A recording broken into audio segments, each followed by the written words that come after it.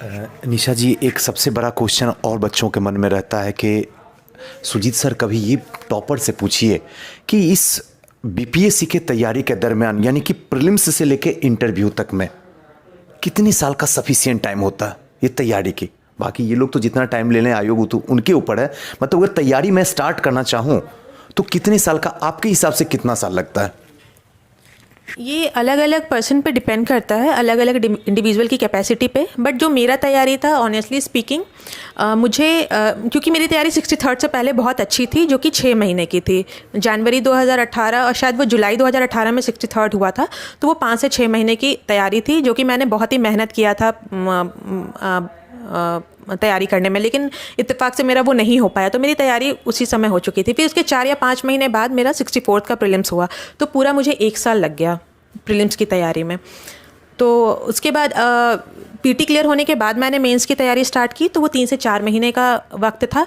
लेकिन हाँ, उस टाइम पे मैंने 12 घंटे से ज़्यादा की पढ़ाई की थी मेंस के लिए, क्योंकि उसमें मुझे आंसर्स भी प्रिपेयर करना था, उसको बार बार लिखना भी था। मैंने मॉक टेस्ट भी लिखा था पटना में ही, तो मैंने 20 से 25 मॉक टेस्ट लिखा था। मैंने जितना भी मेहनत किया मॉक टेस्ट लिखने में किया था।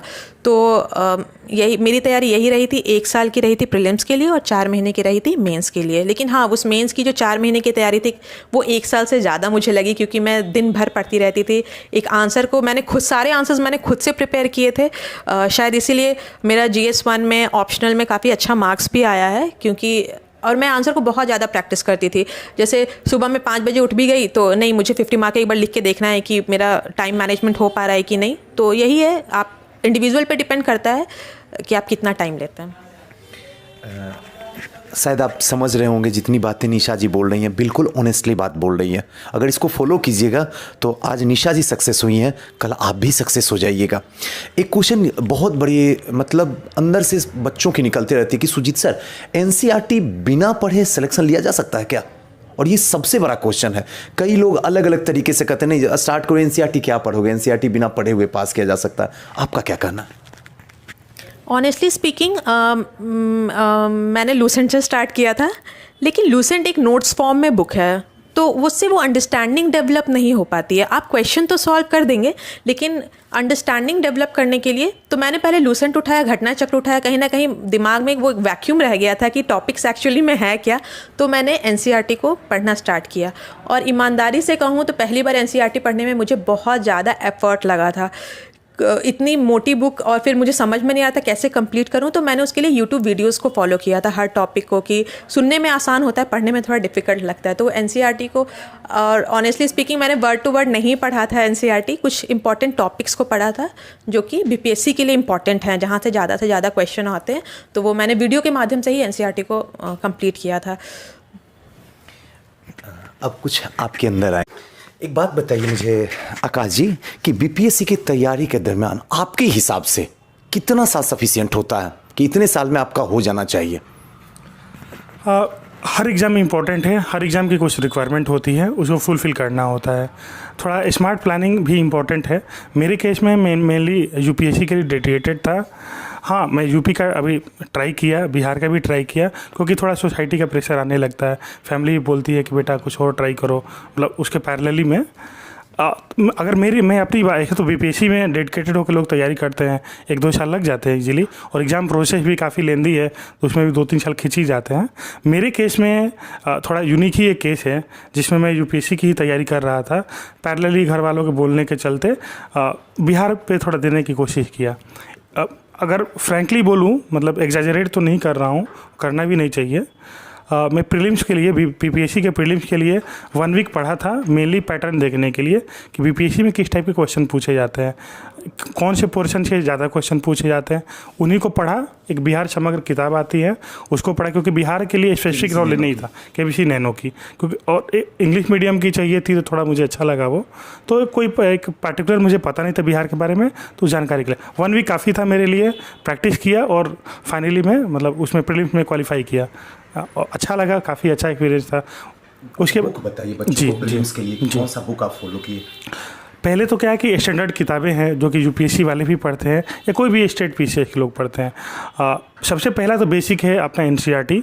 कोशिश होनी चाहिए कि 6 से 12 तक की किताबें पढ़ लें। आकाश जी, यहाँ पर एक बात के लिए मैं रोक दूंगा आपको। जी, जी। कई बच्चे ऐसे पूछते हैं या बहुत सारे ऐसे टॉपर आते हैं जिनका इंटरव्यू लोग यूट्यूब पे रखा हुआ, वो बोलते हैं ये ज़रूरी नहीं है कि एनसीईआरटी बुक पढ़ा जाए, कि बिना एनसीईआरटी के भी पास किया जा सकता। आपके हिसाब से क्या? जहाँ तक सर मेरी राय है, जिनका बैकग्राउंड आर्ट्स है वो थोड़ा इस सब्जेक्ट से डील कर रहे होते हैं, आर्ट के सब्जेक्ट से डील कर रहे होते हैं, तो उतना दूर फील नहीं करते इन सब्जेक्ट से।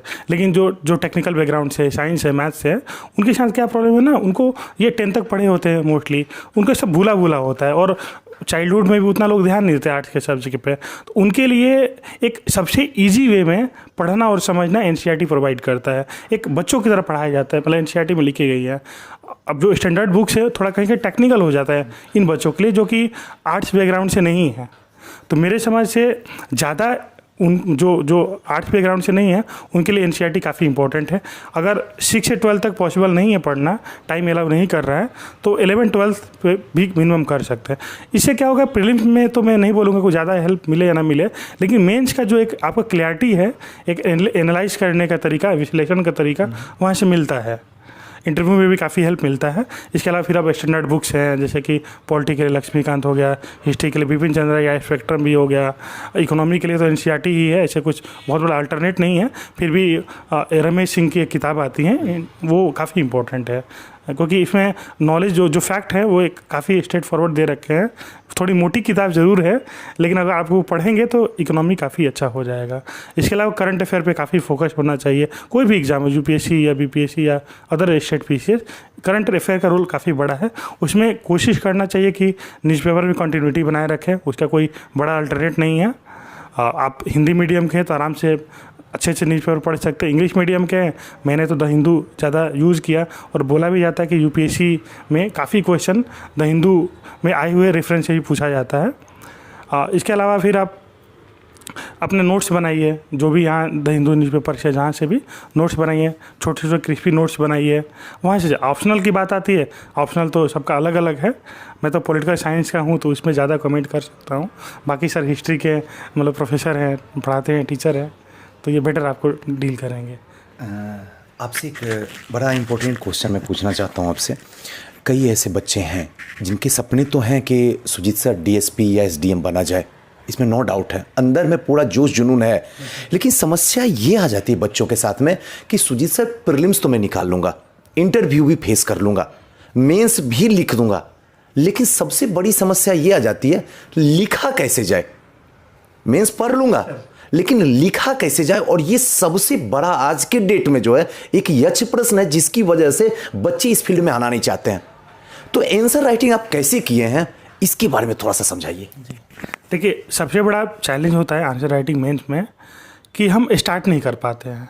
ये सोचते हैं कि जब हम उस लेवल पे आ जाएंगे, जब सारा सिलेबस कवर कर लेंगे, एक महारत हासिल हो जाएगा, सब कुछ पता चल जाएगा, तब ऐसे इस सिचुएशन में आपको 10 साल भी मतलब कम पड़ जाएंगे आंसर लिखने में, क्योंकि आप स्टार्ट नहीं करेंगे। जो भी जानते हैं, जितना भी जानते हैं आप लिखिए, क्योंकि अगर आप नहीं लिखेंगे तो हमेशा वही लेवल 0 पे ही रहेंगे। आपको कितना भी नॉलेज हो जाए, एक कुकिंग तरह है, खाना पकाने के समान है। आप कितना भी किताब पढ़ लीजिए, आप बहुत स्वादिष्ट खाना तभी बनाएंगे जब आप उसको ग्राउंड पे लागू करेंगे। तो लिखना इंपॉर्टेंट है। आप कितना भी गंदा लिखिए, खुद पढ़िए, खुद हंसिए, खुद फाड़िए, लेकिन लिखिए। आप खुद को लिखिए अपने से, टीचर को दिखाइए, टेस्ट सीरीज भी ज्वाइन कर सकते हैं, दोस्त को दिखाइए, कोई भी नहीं है तो अपनी फैमिली में दिखाइए, लेकिन लिखिए, लिख के दिखाइए, रिव्यू लीजिए। यही एक मंत्र है इसका। और राइटिंग स्किल काफ़ी एक अलग टाइप का स्किल है, एक लेखन शैली बहुत ही इंपॉर्टेंट चीज़ है और उसको आपको लिखना चाहिए। हाँ, इसके लिए एक और चीज़ हो सकती है कि डिफरेंट पॉइंट ऑफ व्यू के लिए न्यूज़पेपर का जो एक संपादकीय पेज होता है, एडिटोरियल, उसका आपको हेल्प ले सकते हैं, जिससे आपके आंसर इनरिच हो पाए। एक बात, आज बच्चे जब देख रहे हैं आपको तो वो ये जानना चाहते हैं कि प्रीलिम्स की स्ट्रेटजी ऐसी कैसे बना ली है कि तीनों के तीनों क्रैक कर लिया आप, क्योंकि कट ऑफ हाई जा रहा है। प्रीलिम्स का एग्ज़ाम तो बहुत ही अनप्रेडिक्टेबल होता है, खासकर जब से ई ऑप्शन जुड़ा है तब से तो और। लेकिन अनप्रेडिक्टेबल होता है, फिर भी लोग क्वालिफाई तो करते ही हैं ना। तो ऐसा नहीं सोचना है कि हाँ मैं दूंगा तो क्वालिफाई कर जाऊँ, नहीं हुआ तो क्या होगा, ऐसा नहीं। बस मेहनत करते जाना और एक सही स्ट्रैटेजी रखना है। मैं जो फॉलो किया हूँ, बहुत मेरे पास समय कम था और भी मतलब मैं जॉब में था तो मेरे पास समय कम होते थे, तो मैंने कैसे फॉलो किया मैं वो शेयर करना चाहूँगा। सबसे पहले एनसीईआरटी बुक तो बहुत ज़रूरी है, क्योंकि एक बेसिक इन्फॉर्मेशन आपको आता है, खासकर तब जब आप आर्ट्स बैकग्राउंड से नहीं हो। 10th के बाद मेरा आर्ट्स से कोई नाता नहीं रहा, तो मैंने एनसीईआरटी के बुक्स पढ़े। उसमें भी देखा कि किसी बुक में जैसे 6th-7th का नहीं पढ़ा, देखा कि 10th या 12th में मटेरियल्स मिल गया तो उसी को पढ़ा, बार बार रिवीजन किया। तो एक ये मैं जॉब के दौरान ही कर लिया था, तो मुझे एक बेसिक इन्फॉर्मेशन मिल गया था। साथ ही मैं लूसेंट का जो बुक आता है, मैं हिंदी माध्यम का विद्यार्थी हूँ, तो मैं उससे भी पढ़ा 5 बार 6 बार, कई बार रट्टा मारा, भूला भी, लेकिन जितनी बार पढ़ता हूँ तब मुझे कुछ उससे नया ही सीखने को मिलता है।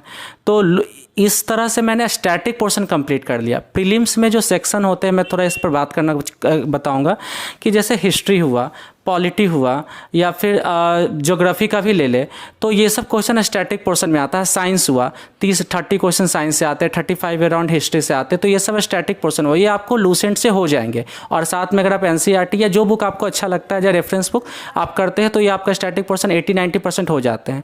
आप किसी भी प्रीवियस ईयर का क्वेश्चन पेपर उठाकर देख लीजिए, 80-90% क्वेश्चन लूसेंट से होते हैं। ठीक है, जो डायनेमिक पोर्शन होता है, 10 क्वेश्चंस मैथ्स के होते हैं, तो मैथ्स बहुत टफ नहीं होता है। मेरा इंजीनियरिंग बैकग्राउंड था, तो मैं बस एग्जामिनेशन से 10 दिन पहले हर टॉपिक का 4-4, 5-5 मैथ बना लेता था, तो उससे मेरे 10 में हर बार मेरे 9-10 ऐसे सही हो जाते थे। और करंट अफेयर्स बहुत इंपॉर्टेंट है। करंट अफेयर्स लोग कहते हैं बीपीएससी का करंट अफेयर्स 1 लाइनर होता है, तो इसके लिए मतलब ऐसा नहीं है कि एग्जामिनेशन से 1 महीना पहले पढ़ के कंप्लीट करना आसान होता है। मेरे लिए तो नहीं था।